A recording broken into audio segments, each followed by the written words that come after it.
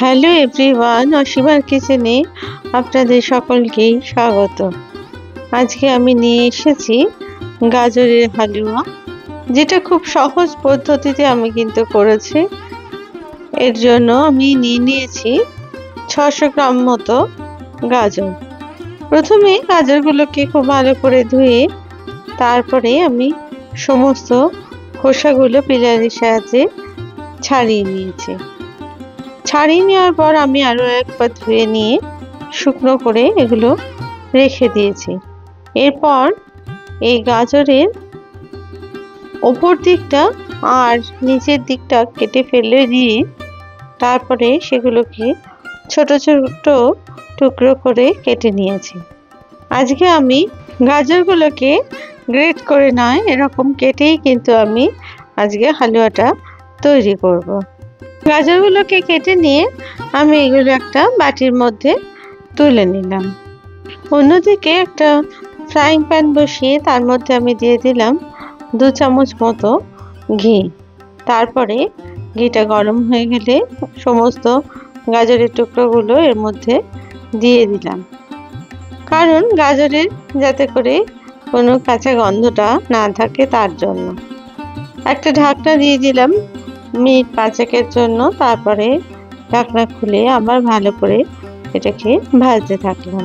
ঢাকা দিলে গাজরটা একটু নরম হয়, তাতে করে গাজরের হালুয়াটাও খুব কম সময়ের মধ্যে তৈরি হয়ে যায় আর কাঁচা গন্ধটাও কিন্তু চলে যায়। ঘিয়ের গন্ধ যেহেতু গাজরের মধ্যে ঢুকে যায়, সেজন্যই আমি এটাকে খুব ভালো করে ভেজে নিলাম বেশ খানিকক্ষণের জন্য। গাজর ভাজা মোটামুটি হয়ে গেছে। এরপর আমি এটা ঠান্ডা করার জন্য 5 মিনিট রেখে দিলাম। এরপর গাজরের অংশগুলো দিয়ে দিলাম একটা মিক্সার জারের মধ্যে। এটাকে একটা মিহি পেস্ট তৈরি করে নিতে হবে তার জন্য, কারণ এইভাবেই আমি আজকে গাজরের হালুয়াটা তৈরি করব। এরপর ফ্রাইং প্যানে 1 চামচ ঘি দিয়ে তার মধ্যে 25 গ্রাম মতো আলমন্ড আর 25 গ্রাম মতো কাজু বাদাম আমি লম্বা লম্বা টুকরো করে কেটে নিয়েছিলাম, সেটাকে একটু ভেজে নিলাম, যাতে করে এটা গাজরের হালুয়ার মধ্যে দিলে খেতে বেশ সুন্দর লাগে তার জন্য। ভাজা হয়ে গেলে আমি এটাকে একটা প্লেটের মধ্যে তুলে নিলাম। এরপর বাদবাকি ঘিয়ের মধ্যে আমি দিয়ে দিলাম আরও 2 চামচ মতো ঘি। তারপরে আমি 5টা মতো এলাচ ফাটিয়ে দিয়ে দিলাম এই ঘিয়ের মধ্যে, যাতে করে একটু গন্ধটা খুব সুন্দর হয় তার জন্য। এরপর মিক্সিতে পিষে নেওয়া এই গাজরের অংশটা দিয়ে দিলাম আমি ফ্রাইং প্যানের মধ্যে। তারপরে খুব ভালো করে ভাজতে থাকলাম। এটা ভাজতে হবে মিডিয়াম ফ্লেমে। ঘিয়ের মধ্যে খানিকক্ষণ ভেজে নেওয়ার পর এর মধ্যে আমি দিয়ে দিলাম অল্প একটুখানি দুধ। মিক্সিতে যেটুকু গাজর লেগেছিল তার সেই মিক্সার জারেই আমি একটু দুধ দিয়ে আমি সেই অংশটা দিয়ে দিলাম এই গাজরের মধ্যে। এখানে 50 মিলিলিটার মতো দুধ আমি ব্যবহার করেছি। এরপর ভালো করে নেড়ে চেড়ে এটাকে মিশিয়ে দিলাম। এরপরে আমি এখানে দিয়ে দিলাম 150 গ্রাম মতো মিল্ক মেড। তারপরে গাজরের সাথে খুব ভালো করে মিল্ক মেডটা কিন্তু মিশিয়ে নিলাম।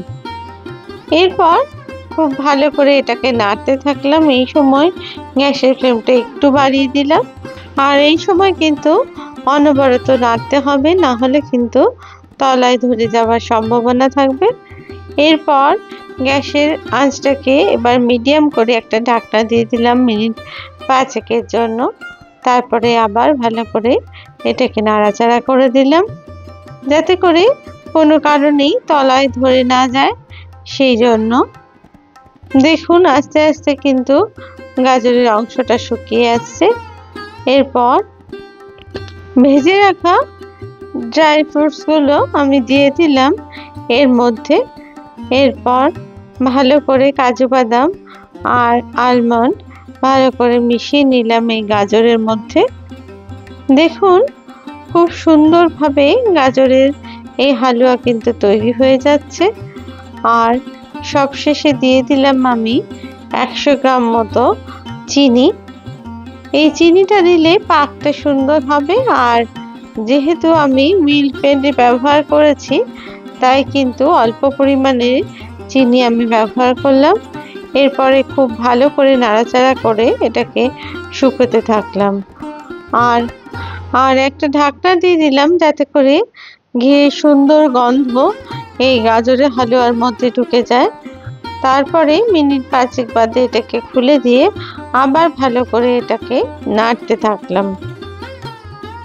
দেখুন, গাজরের হালুয়া থেকে আস্তে আস্তে ঘি কিন্তু ছাড়তে শুরু করে দিয়েছে। আর এই সময় আমি আরও খানিকক্ষণ নাড়াচাড়া করে এর মধ্যে দিয়ে দিলাম 2 চামচ মতো মিল্ক পাউডারের গুঁড়ো। আপনারা এই জায়গায় খোয়া ক্ষীরেরও ব্যবহার করতে পারেন, তবে যেহেতু মিল্ক পাউডারের গুঁড়ো ঘরে ছিল, তাই আমি এটাকে ব্যবহার করলাম। খুব ভালো করে গাজরের হালুয়ার মধ্যে এটাকে মিশিয়ে নিলাম এবং অনবরত এটাকে ভাজতে থাকলাম। দেখুন কত সুন্দর এই গাজরের হালুয়া তৈরি হয়ে গেছে। এরপর একটা ঢাকনা দিয়ে আমি আরও মিনিট 2-3 এটাকে রেখে দিলাম। এরপর সুন্দর গাজরের হালুয়া একদম তৈরি আমার। এই রেসিপি যদি আপনাদের ভালো লেগে থাকে, তাহলে কিন্তু অবশ্যই লাইক, শেয়ার আর কমেন্টস করতে ভুলবেন না। আর আপনারা যদি আমার চ্যানেলের নতুন সদস্য হয়ে থাকেন, তাহলে প্লিজ আমার চ্যানেলটিকে সাবস্ক্রাইব করে দেবার অনুরোধ রইল। পাশে থাকা বেল আইকনটিকে প্লিজ প্রেস করে দেবেন, যাতে করে অতি সহজেই আপনাদের কাছে তা পৌঁছে যায়।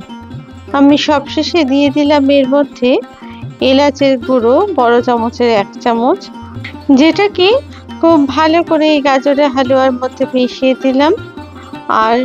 আর একটু নাড়াচাড়া করে এটাকে ভেজে নিলাম। আর সবশেষে দিয়ে দিলাম এর মধ্যে আমি 1 চামচ ঘি। তারপরে ঘিটাকে খুব ভালো করে এই হালুয়ার মধ্যে মিশিয়ে নিলাম। দেখুন, আমার গাজরের হালুয়া কিন্তু সম্পূর্ণ তৈরি। কত সুন্দর হয়েছে এই গাজরের হালুয়া। আপনারা যে কোনো সময় কিন্তু এই গাজরের হালুয়া পরিবেশন করতে পারেন। অপূর্ব স্বাদের এই গাজরের হালুয়া আপনারা কিন্তু খুব কম সময়ের মধ্যে এটা বানিয়ে নিতে পারেন। এবার আমি এটাকে পরিবেশন করলাম একটা প্লেটের মধ্যে। মাত্র 10 থেকে 15 মিনিটের মধ্যে কিন্তু এই গাজরের হালুয়া তৈরি করে ফেলা যায়, আর কোনো ঝামেলা ছাড়াই। আপনারা প্লিজ একবার এভাবে বানিয়ে দেখতে পারেন। আশা করি সকলেরই খুব পছন্দের ডেজার্ট হবে এটা। আর এই গাজরের হালুয়াটাকে সাজিয়ে দিলাম পাশ থেকে একটু মিল্ক মেড দিয়ে আর কিছু পেস্তা বাদামের কুচি দিয়ে। আপনারা যে কোনো ড্রাই ফ্রুটস অথবা খোয়া ক্ষীর দিয়েও এটাকে পরিবেশন করতে পারেন। আবার নতুন রেসিপি নিয়ে আপনাদের কাছে হাজির হব।